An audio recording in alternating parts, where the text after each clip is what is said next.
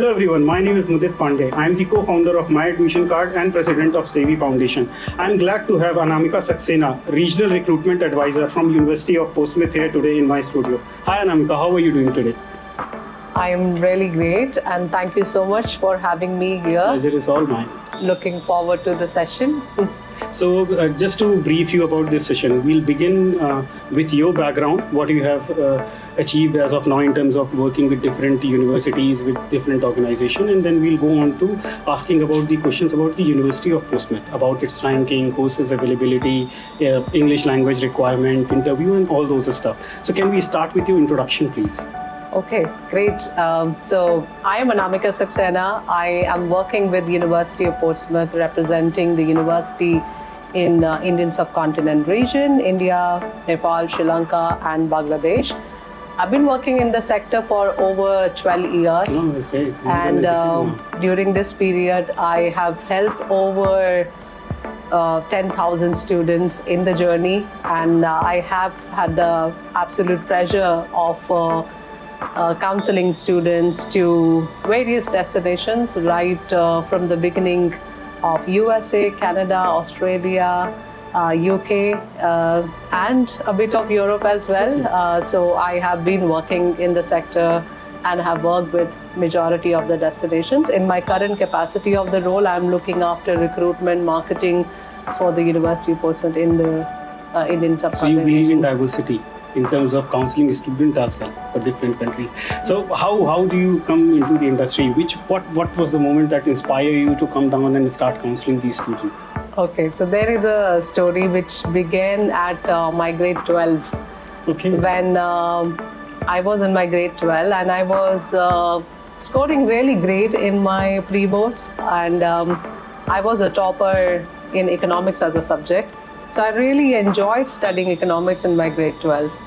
And then I thought of having this chat with my class teacher that what should I take up in my undergraduation, like we are just few months away from our grade 12 final examination. So what would be her advice for my career options? And I kind of followed her advice. She suggested that you're really doing well in economics. Go ahead and take up economics honors in wherever you do go and achieve your secure place. So I did apply to various universities, and looking at my scores, I was among the toppers in my school. I made it to University of Delhi in the first cutoff, and I studied economics honors. I'm glad to put topper here today. 1 year gone, then I decided, and I was reflecting on my decision. Was it really a worthy decision I took for my undergraduation to study economics as a major? I think I do not regret, but I think I should have diversified somewhere else. What I really love doing is something that I'm doing now, specializing in product diversification, innovation, speaking to people, socializing, helping people, thinking of innovative ways how you can promote the university and the product and organization that you're working with.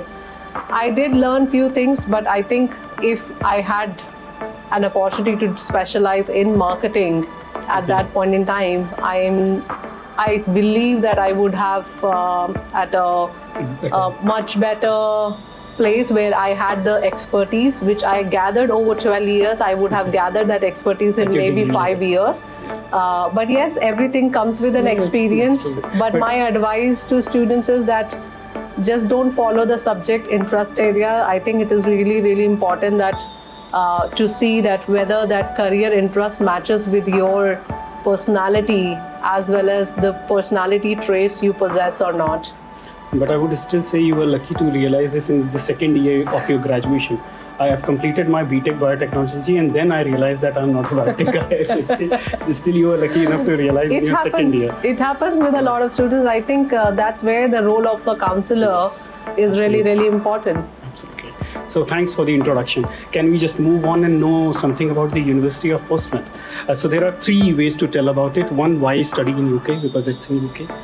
destination, I mean to say Portsmouth as a place, and then something about the university, when it was founded, or what kind of a faculty to student ratio it has, and different things. Okay, all right.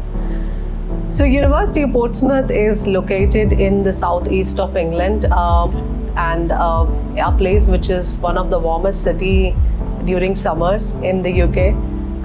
Currently, University of Portsmouth is welcoming students from across 150 nationalities. Close to 6,000 international students every year are making their start at the University of Portsmouth. Apart from that, University of Portsmouth is a multi-dimensional university in terms of diversity, multidisciplinary, from science, technology, health, social care, business, engineering, animation, film, all the creative courses. We offer almost everything. So name a course and university. You have it in the Portsmouth, yes. Over 400 degree programs are offered at the University of Portsmouth, and it is one of the top 10 young universities in the UK. When I say young university, some of the people might consider that it's a new university. Yes, it is new, but a new age university, I would say, which is investing and has been keeping infrastructure, teaching, facilities and environment at the heart of the teaching and the university ecosystem. So what all campuses do you have? I just came to know that you have opened a campus in London. Is that true? Yes, so we launched a London campus last year. Okay. And this May, we are going to complete first year anniversary of London campus. So London campus is located in Walthamstow, and University of Portsmouth is located about 90 minutes away from central London. So it's not much. It's not much. If we consider India, it's like going from Noida to Gurgaon. Gurgaon, definitely, yes. I mean, this is the distance that all of us are very Covers used every to. day. Yes. Yeah, so Portsmouth is a campus which is a full-fledged with every possible amenity. Yes, it is not going to probably give a big city or London flavor, but has got everything in Portsmouth, right from any entertainment activities to the beachside, to affordable housing. Okay. Everything is there in Portsmouth, as well as in London campus. That's also a very unique campus. Just about a minute when students cross, they are at the underground station. So that is also well strategically located. What 15 are the courses minutes. offered in London campus, basically, if I'll ask for that? So we are currently having both bachelor's as well as master's courses. Bachelor's courses we have two, bachelor's in business management and bachelor's in computer science. While at master's level we offer construction project management, international business management, information system and digital marketing. So most of the courses that an Indian student aspire for is there available in the London campus. Yes. So I'll be more focused on Portsmouth as a campus. The reason being, a lot of people know about London as a place. Right. But when it comes to Portsmouth, the knowledge of audience is limited. Right. So can you just brief me more about the safety in the Portsmouth? Accommodation availability within the campus or outside the campus, and about the last but not the least, what about the Indian food availability in Portsmouth? Indian food is because most of the audience are from India. Right. Okay. So I think I'll pick the last thing first before I forget. I know food is something which everyone is really concerned about when traveling abroad, be it for vacation or for work purpose. I think, and to that point, I have traveled myself to Portsmouth numerous times, and there are over 500 restaurants in Portsmouth. It's pretty much a very cosmopolitan city, as well as with a variety of restaurants there. So there are plenty of Indian restaurants which are there, which serve really great food. I wouldn't say miss the Indian food there. Yes, I think the only thing which I advise to students is that do not go with an expectation that you will receive exactly what you get here in India. There will be yes, exactly. There will be different flavors, maybe, and you need to kind of welcome different flavors. That's the meaning of going abroad, learning new culture. Exactly, that is true. Yeah. And what was the accommodation? Accommodation. This is a common question that comes from every parent. that if my student is going abroad, is the university has the on-campus accommodation or not? If they don't have, what is the kind of availability of the off-campus accommodation? Absolutely, and accommodation is something I think we all have heard enough. Probably in 2022 and 2023, when UK was having a lot of housing crisis. But yes, things in Portsmouth were very sorted. Okay. We did not have any single case which was not able to secure a housing or accommodation, either private or the university accommodation. At the university, we have over 4,500 places. Okay. Apart from that, we also have a dedicated website for students, especially for international students, to look for private accommodation. Sometimes they do not know whether whatever they are booking through a third-party private website is that legit or not. So we have our dedicated private student accommodation finder through which these students can look for accommodation, contact the landlords, and book their place. So there are plenty of accommodation, and from the accommodation to the university, everything is at a walkable distance. So Portsmouth, one thing which is really a beauty of Portsmouth, students do not spend a single penny on travel costs if they are not doing to and fro from Portsmouth to London every day. Okay. One more question, and then I'll still not go into the courses yet because it's an important thing. When a student asks me, the new era of a student, this Gen Z, is always worried about the nightlife and the enjoyment during the weekend, Friday, Saturday, and Sunday. Number one, what is the kind of a nightlife that you have in Portsmouth? And number two, how safe is it? Okay, so like I said, the population size of Portsmouth is over 200,000. Okay. And close to 30,000 students. The population size is of students, right? So you can imagine that Portsmouth is a friendly city, it's a young place that must be, because a lot of students are there. It's exactly. So it is always very busy, very vibrant when there are students. I keep hearing from the university staff during COVID, when students had gone to their places, the city was actually sleeping throughout the COVID period. So with the students' population, which is really high in Portsmouth, this city is something I would say that never sleeps, at least during the night and weekends. Their party would start right from Wednesday evening and would carry on until Sunday. I have experienced that myself, and yes, terribly. My accommodation where I stayed a couple of times was very close to some of the clubs, and I couldn't kind of sleep because of the party going on in the city. This is important for every student, yes, because it's kind of a stress reliever. Yeah. If you're studying whole day, you need some chill out time, which is important. So now we'll move on to the course availability, more into the IELTS requirement or whatever English language test that you accept, and what are the waiver opportunities for that. So can you just brief us about we can start with undergrad and then can move on to the postgrad. What are the popular courses that you offer? Just name few. We don't want to go into too definitely. Remembering all 400 type of courses is very difficult. I won't be able to name all, but yes, some of the courses which University of Portsmouth is really ranked and recognized for. We are in top 20 subject ranking as per the Guardian and the Complete Guide ranking. That is for pharmacy, film production and animation, construction, sports science, information technology programs, forensic science, biological sciences, anatomy and physiology. Apart from the regular courses, AI and computer science, business management. Yes, again, these are some of the programs which the university is leading in the subject areas and doing excellent amount of work and research. Okay.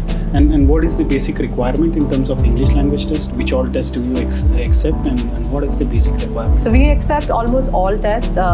English is also sometimes waived off if the applicant has the demonstration of their grade 12 scores in CBSE and state boards. Yes, okay, state board is also accepted. Yes, we do accept.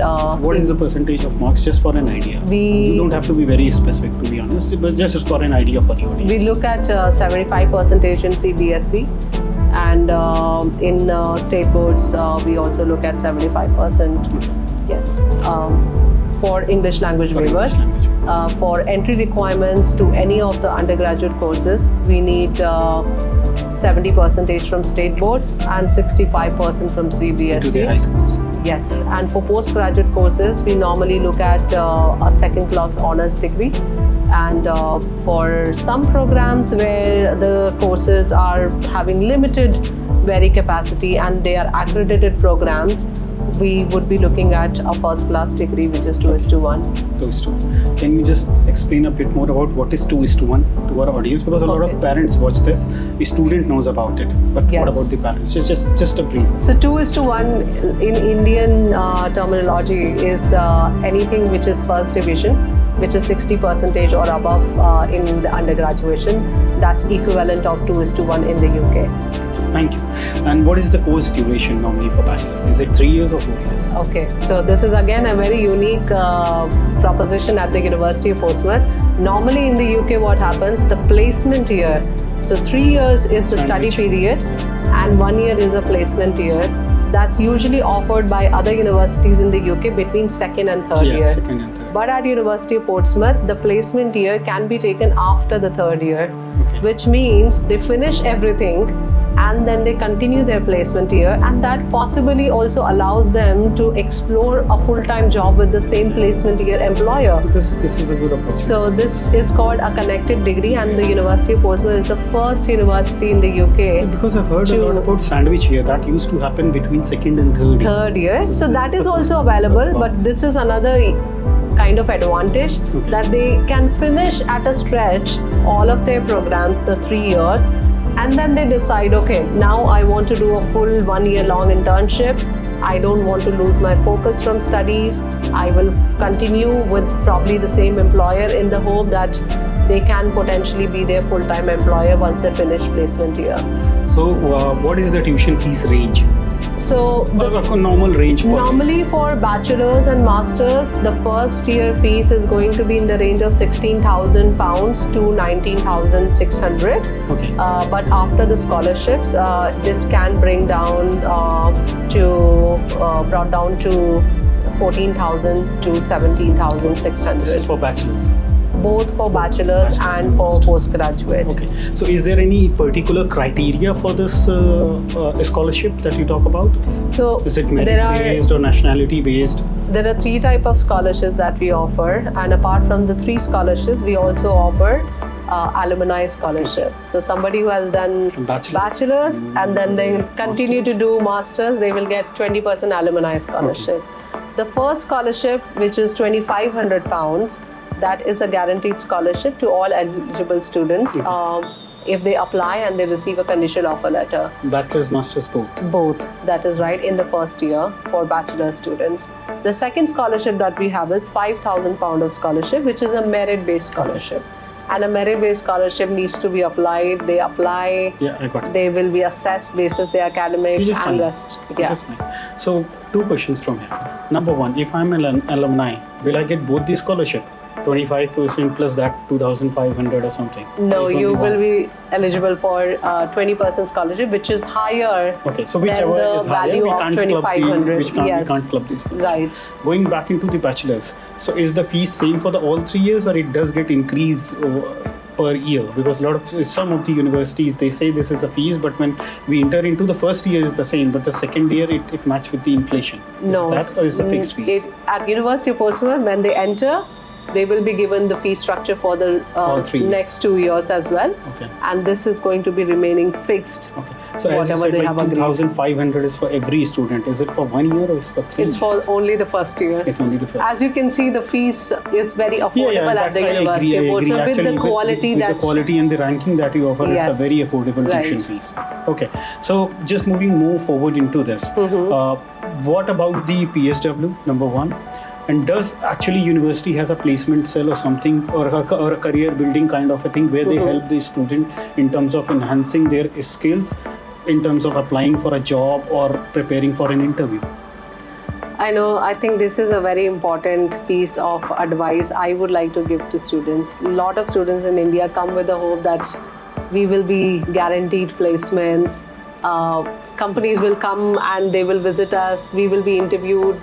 This is all going to be arranged by the university. Well, the university does help and provide a lot of assistance. However, the system is slightly different. Here in India, the university is going to kind of bring in the companies. There they provide an environment. They organize job fairs, which are going to be, say, 100 of employers are available. They are present in one conference hall. And the students need to know those employers, network with those employers, and through a conversation, they build a reputation and a conversation and know each other to understand whether there is an opportunity to work with each other or not. So slightly different mechanism to find a job. Just make you more but the university does organize series of events. Over 100 events are organized at the university. Apart from that, we have a dedicated building which has career advisors. And these career advisors, they help these students right from what should look at in the job when they're searching for it, because finding a job is very different than in India to in the UK. A lot of times they need to kind of speak to the employer, starting with how was their day. Right here in India, if you are taking an interview, you might be very hesitant in asking, should I ask them how was their day? Right. Like my first interview, if I'll tell you honestly, in UK, it was, I reached the interview and he just asked like, how do you manage to come here on time? It's all raining outside. And I told him the reason. He said, look, you got the job. I was like, is that an interview? Yeah, exactly. So I think the second happens the same. I went to the Royal Bank of Scotland, and what they did first, like they said, like, you look very tired. Go and sit there, have some cup of tea or coffee, relax. Then you will come for the interview. Exactly. What's happening? So I agree with that point. So I think the culture is very different, and that's what I advise the students whenever they are looking at this opportunity to study abroad. It is not about only studies. You need to kind of get yourself imbibed into the culture so that you can know the people. We have lived in India for several years. We know everything, how one state is different than the other. And living in a country, doing your work, understanding the education system, and then having the task to find a job can be really daunting. So I think my advice to students is that start from first week itself, know people as much as they can, be part of cultural activities. That's going to help them to understand how does things happen in the UK. So what are the general documents required to apply for postman? Okay. Look, everybody knows that you require transcript, SOP. So basically my reason to ask you this question is, what is the importance of SOP in your institution? Because a lot of other institutions emphasizes a lot on SOP. Is that the same for postman? That is very true, because Portsmouth is a reflection of an applicant history, what they have done, why they are considering X university, why university should consider them as a candidate, and why the applicant should be considered amongst all the other applicants they have applied for, the interest for the program that they have applied for, what's their future career goals, and what do they want to achieve from that degree. So it's a true reflection of... These are the points a person should have in their SOP. Yes, and often students make mistakes of thinking that let me finish the statement of purpose today, and they will end up writing something by the end of the day. But it is a mistake. You have to reflect, rework on that statement of purpose, and it has to be not a one-day work. It has to be number of days of work. It could be weeks, and take opinion from other people as well, that what you have written, is it a true reflection of what is justifying that you should be considered in a university or not. And sometimes, for instance, an applicant I met very recently, he did engineering, and then after doing his engineering, he has been into sports. And he's willing to apply in our university for a sports related course. But in our university, we strictly require that you should have also undergraduation in a sports related biomechanism, anatomy, because he's interested in studying sports physiology. So he applied, and he did not pay attention to his statement of purpose. He just wrote overnight and he sent an application, and his application got rejected. So that's the message I want to give the students, that our faculty does read the statement of purpose, and they really understand and know about that candidate through the statement of purpose. That's great, because this is an important point. Every student should know how to apply. So as we all know, like a student trust when it comes to ranking, TEF ranking, because it's been given by the government of UK. So what is the TEF ranking of University of Portsmouth? And a bit more onto the ranking. I am so glad that you have touched upon it. A lot of students are unaware of this TEF gold ranking. This is governed by the UK, can't be manipulated at all. That's the reason I trust the TEF ranking most. When students come to me, I said just talk about what managed by the government, the private organization. So there are over 150 universities in the UK, I would say close to 200. And out of 200 universities, only a handful of universities are ranked gold standard. And we are very proud University of Portsmouth is a 12th gold ranked university. In the last 11 in the last set of ranking, there were only 11 universities which were able to retain the gold standard from 2017 to 2023. So Portsmouth was among those 11 universities. Thank you so much. I think a lot goes to the teaching quality and the efforts of the faculty and the focus of everyone at the university keeping students at heart. But I would say a bit of credit should go to the marketing staff also, because we set the expectation, and if we set the right expectation which get delivered in the university, that's also satisfy a student's mind. That they get what they promised.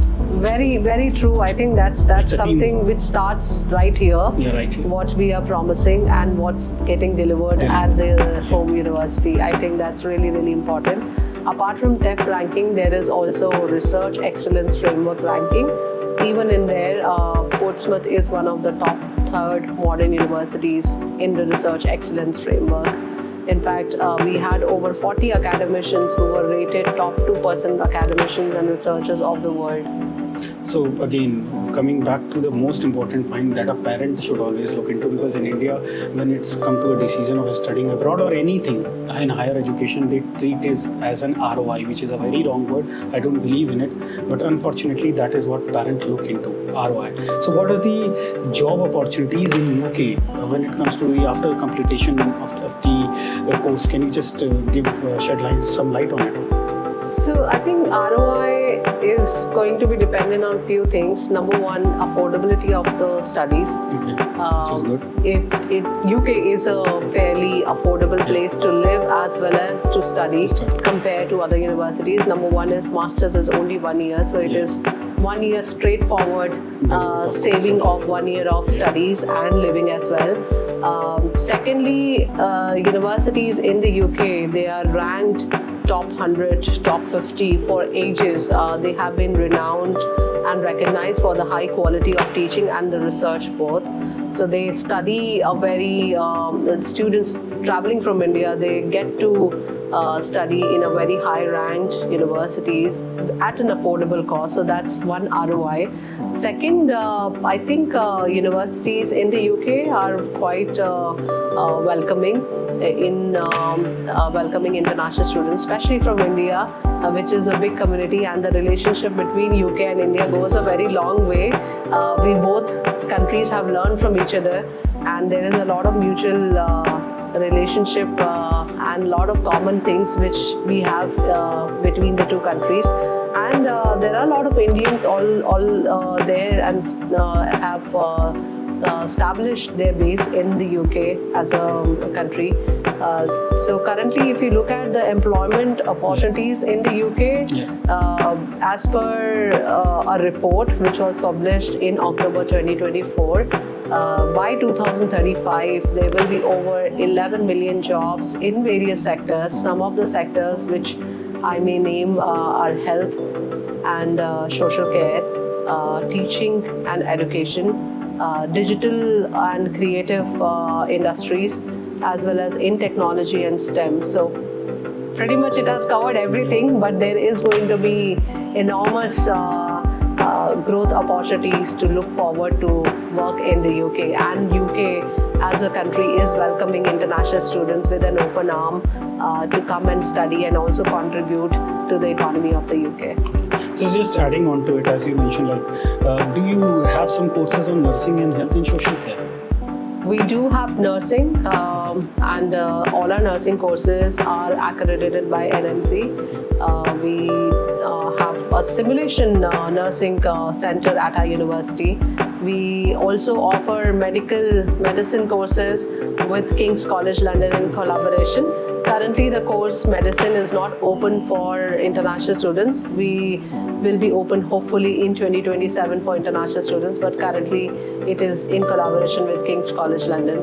That's good to hear, because nursing is one of the most demanding industry in India also. So I think that's pretty much sums up everything about University of Portsmouth, and I'm glad and very thankful to you for coming here today in our studio and helping and guiding these students who are looking forward to study in UK. Thank you so much for having me to share more about the University of Portsmouth. As I said, pleasure is all mine, Anamika. Thank you. Thank you. So one piece of advice from me is going to be around the ROI. Everyone has been talking a lot about ROI. What's the kind of return they will get from their studies abroad? So if you are looking forward to come to study in the UK and University of Portsmouth, my only advice is, if you want to add value to your overall experience, besides your studies, just remember one word, which is price. And employers in the UK, even outside the UK, they are looking for these qualities. So remember price, and hear me carefully. P for problem solver, R for resilience, which means you will be having challenges. There would be failures, but you need to come out of with your learnings. I for being innovative, and C for culturally fit, because you're traveling to a new country. It's really, really important that you know about their culture, you know about people, and you know the country as well, and respect the culture. And E for entrepreneurship skills, which is really, really highly valued by employers, that how you can be a good self-starter rather waiting for somebody to come and guide you. These are some of the important traits which everyone is going to value in a candidate whenever you will apply for your jobs, be it in the UK or outside the UK. I am wishing you all the best. If you are looking forward to study, we welcome you to come and explore Portsmouth and study at a very high-ranked TEF code rated university. Thank you.